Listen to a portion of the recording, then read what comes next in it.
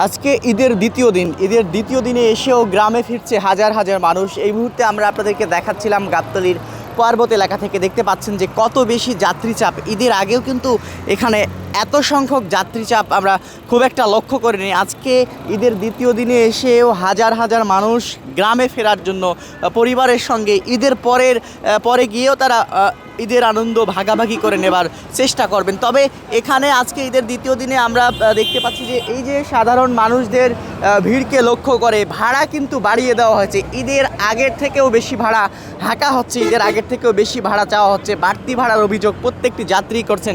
একটু যদি কথা বলি ভাই, কোথায় যাবেন, কেমন ভাড়া একটু বলবেন, কি অবস্থা? ভাই দিনাজপুর যাবো, ভাড়া বেশি। কত করে যাচ্ছে? 1200 করে যাচ্ছে। ঈদের আগেও তো এত ভাড়া ছিল না। না, ঈদের আগে কম ছিল। ঈদের আগে আপনার 700, 600, 800 টাকা পর্যন্ত নিচ্ছে। আজকে 1200 টাকা করে যাচ্ছে। ঈদের আগে গেলেন না কেন আপনারা?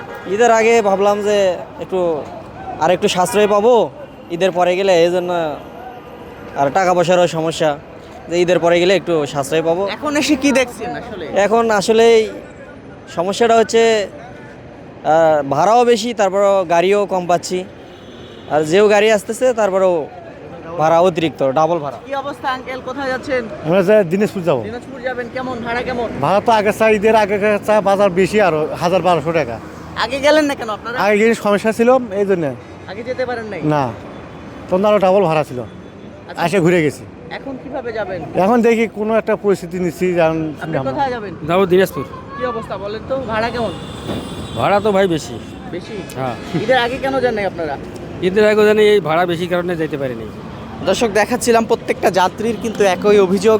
ঈদের আগে ভাড়া বাড়তির কারণে তারা যেতে পারেননি। তারা ভাবছিলেন যে ঈদের পরের দিনগুলোতে হয়তো বা ভাড়া কম থাকবে, তারা সাশ্রয়ী মূল্যে যেতে পারবে, যার ফলে আজকে তারা গ্রামে ফিরতে এই মুহূর্তে গাবতলী পর্বত এলাকায় ভিড় করছেন। তবে আজকেও আমরা দেখছি যে প্রত্যেকটি যাত্রীর কাছেই একই অভিযোগ, আমাদের কাছে একই অভিযোগ করছেন যে বাড়তি ভাড়া নেওয়া হচ্ছে। ভাই কোথায় যাবেন? আমি দিনাজপুর যাব। দিনাজপুর যাবেন, কেমন কি অবস্থা বলেন? অবস্থাতে কোনো গাড়ি আমরা পাচ্ছি না, গাড়ি আসলে যাব। গাড়ি কম, ভাড়া কেমন? ভাড়া তো সঠিক জানি না এখনো কত নেবে। আঙ্কেল আপনি কোথায় যাবেন? আমি বগুড়া যাবো। বগুড়া কত করে ভাড়া যাচ্ছে? 700, 600, 500। আগে কত করে যেতেন? আগে যাইতাম 300, 400।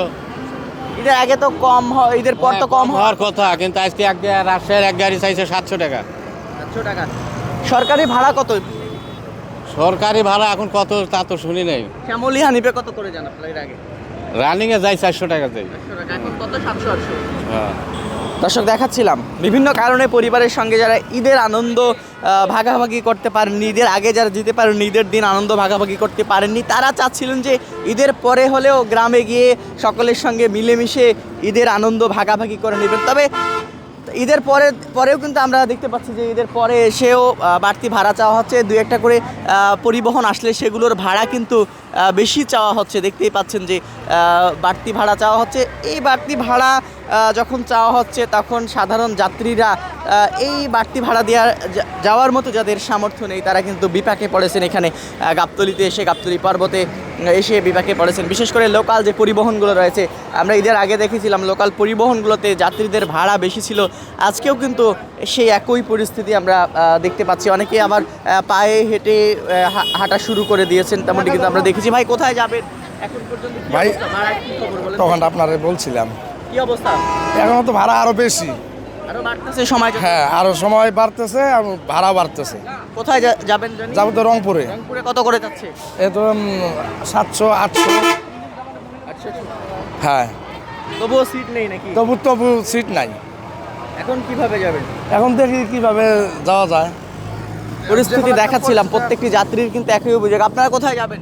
আমি আর কি ভাইকে নিয়ে আসছিলাম আর কি। কি অবস্থা? বাইকে ওরা পাঠাচ্ছেন নাকি? দিনাজপুর যাবে তো, ওদেরকে নিয়ে আসছি। কত করে ভাড়া যাচ্ছে? ভাড়া 500, 600, মানে আরো বেশি যাচ্ছে। আর এরা এখন মানে যে 1200 টাকা যাচ্ছে। কোথায়? 1200 টাকা কোথায়? রংপুর। রংপুর 1200? রংপুরে তো 850 টাকা সরকারি ভাড়া। হ্যাঁ, সরকারি ভাড়া যাচ্ছে কত? 1200। এখন কিভাবে যাবেন আপনি? এখন যদি না হয় তাহলে থাকতে হবে, তাছাড়া তো উপায় নাই। তো ঈদের আগে আমার বাড়তেছিল। হ্যাঁ, ঈদের আগে যান নাই কেন আপনি? ঈদের আগে যাই নাই, মানে ভাড়া বেশি, আবার সমস্যা, মানে যাওয়া আসতে। এখন আজকে এসে কি দেখছেন? এখানে এসে দেখতে আছি গাড়িয়ে নাই। এমন অবস্থা ভাড়া যে চাইতেছে ওগুলো দেওয়া সম্ভব। এখন যাও রিক্সার মতো। হ্যাঁ, রিক্সের মধ্যে পড়ে গেছে।